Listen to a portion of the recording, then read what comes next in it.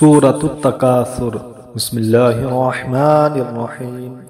ألهاكم التكاثر حتى زرتم المقابر كلا سوف تعلمون ثم كلا سوف تعلمون كلا لو تعلمون علم اليقين لترضن الجحيم ثم لترضنها عين اليقين ثم لتسألن يومئذ عن النعيم.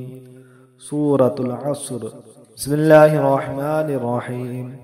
والعصر إن الإنسان لفي خسر إلا الذين آمنوا وعملوا الصالحات وتواصوا بالحق وتواصوا بالصبر. سورة الهمزة. بسم الله الرحمن الرحيم.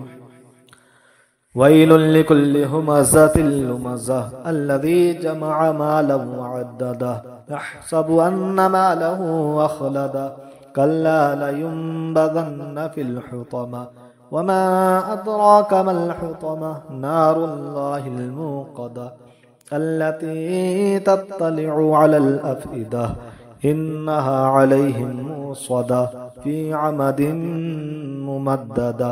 سورة الفيل. بسم الله الرحمن الرحيم. ألم تر كيف فعل ربك بأصحاب الفيل ألم يجعل كيدهم في تضليل وأرسل عليهم طيرا أبابيل ترميهم بحجارة من سجيل فجعلهم كعصف مأكول. صدق الله العظيم.